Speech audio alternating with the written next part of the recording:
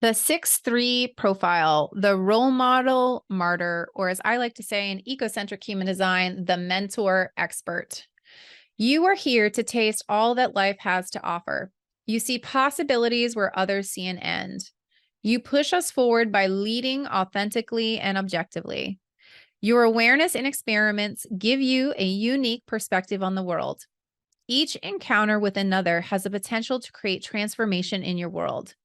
You push humanity forward with the unique way you see the world. You are here before your time, a catalyst for change in the world. Your wisdom gained through lessons learned creates a lasting impact on those you've never even met. You shine the light on a new path and pave the way forward. Okay, so let's dive into the 6-3 profile. So when we think about this energy, we've got the third line, which themes are rejection and allegiance, bonds made, bonds broken. And then in the sixth line, we've got these themes of not trusting, trusting, not leading, leading. And the reality is when we come to this profile, we have to understand that when we have a 6-3, they are preparing us to start anew in the 1-1-3, right? So the 6-3 is the last of the 12 profiles, but it actually preps for us to start the cycle again in the 1-3. And so it's prepping the stage. It's like, it's constantly asking, is this worth it? Is this not worth it? There's still more things here. How can we test this? And so we have to understand that the 6-3 is here to move humanity forward. And they are here to own their own uniqueness and really just be true to themselves above all else. And they find this understanding and objectivity through the lens of their interactions. And every encounter they have with another person renders that person a transformation. And these are people who live a life of engagement and withdrawal over and over and over and over again. And of course, we've got a 6 line, so it exists in 3 phases, right? Phase 1, birth to 30 years. This is a double third line. Okay. So there's a lot of bumping into things. There's a lot of life bumping into them. They're jumping into things. They're jumping out of things. They engage and they disengage and they make bonds and they break them. And then, phase 2, 30 to 50, these 6-3s tend to like run to the roof really quick and totally disengage from life for a period of time. And they just observe. And it's often also during this time where they get really bored, and that boredom jumps them off the roof and they go experiment some more. And then they're like, oh, why did I even come down here with the people? And then they go back up. And the reality is, since that third line is on the body side or the subconscious side or the design side, they often have life unknowingly happen to them, right? They like kind of unknowingly enter into experiments because they're not necessarily conscious of it. Like a 3-5 kind of knowingly enters into experiments, or a 3-6 sort of knowingly enters into experiences. The 6-3 isn't as aware that they're entering into an experiment. Experiments happen to them. Experiments help them gain wisdom so that they can fully, engage in life. And then it's usually in phase 3, 50 years and beyond, where they spread their wings and they integrate all of the lessons from the first 50 years of their life. And they really this is the time when they will step into the role of a leader or not, depending upon, if they're in the high expression or the low expression.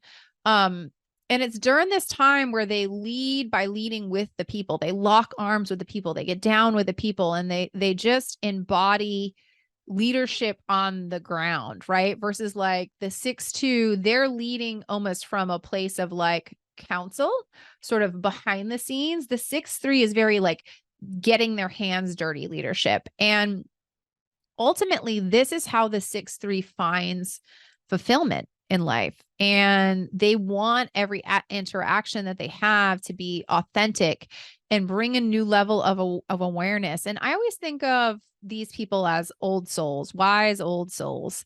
And they've gained so much knowledge through practical hands-on experience, right? And they have this also weird awareness of other people through the observations from being on the roof. And the reality is, this profile from the outside looking in can really almost look like they're chaotic. Because they're going to like engage in something and then withdraw and engage and withdraw and engage with and withdraw. And the reality is that's how they're intended to move about the world, right? And they have to sort of mind the balance of the extremes that they feel pulled to experience. And extremes are part of their process, and they move humanity forward through their extremes, through their questioning, through their experiments, and by sampling all that life has to offer. But, you know, extremes and chaos are ever present in the 6-3. And this can be bring lots of challenges in their relationships. They want the truth all the time. They want connections all the time. And yet they're questioning, they're oscillating back and forth. They're in and then they're out. They're weary to connect and then they're not. And they question and they push and they really wonder like what else is possible on this plane while doing it on their own terms and with their own authentic flair. And they're under constant tension to engage in this life and to evolve and to transition. And they're often judged by other people as chaotic. They're judged for their changes that they make. They're judged for their quote unquote failures that they have with their experiments. And the reality is these are people who also get bored being on the roof because they're observing everybody, like, I just want to go down in an experiment. And it's almost like their body takes over and enters them into experiments. And this cycle is going to repeat until they can find something that they're passionate about, that it's worthy of them to, stick with. And so the challenges here are many. And the reality is this is a profile that's here to impact the collective. And they are here to push us forward by being on the roof and observing, and by getting off the roof and experimenting and experiencing. And while the 6-3 life may have a lot of ups and downs, they are a treasure of a human, and they are keenly aware that they're ahead of their time and they just can't seem to fit in. And they see things that other people can't see yet, or have not necessarily come into the peripheral of others. And so the challenges here are, of course, phase 1, double third line, which is incredibly chaotic. The wounds here are often very traumatic for the folks that experience this. They bump into life, they bump into them. But the reality is the experiments and the quote unquote failures that they have is really what helps them embody wisdom as they move throughout life. This is a time when they might struggle to trust. They feel like this can't be all that life has to offer. And as a result, this can lead them disengaged, distrustful, and frustrated. The other thing is the 6-3 gets bored quickly, and they have to learn to channel that boredom into something that's worthy, and this, the third line on the body side pulls them into life and can leave them wondering, how did this happen? And they can have a chaotic process, right? Can kind of look frantic or chaotic from the outside. And that can potentially be traumatizing, from swinging from engaged to unengaged, bored to stimulated, observing to experimented, and the reality is they have to learn that their experiments always bring about something better. And there's a lesson there to be learned. And so, the 6-3 is under tremendous judgment because they may not quote unquote look like they have it all together, or that they're a mess, or that they're a failure. And the reality is that often just leads to more extreme behavior.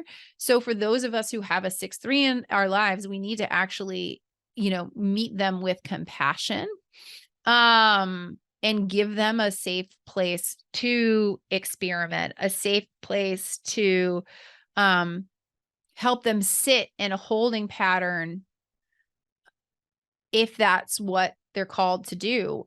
We also need to be able to conversely hold space for them when it's time for them to engage in life and move from experiment to experiment without judgment.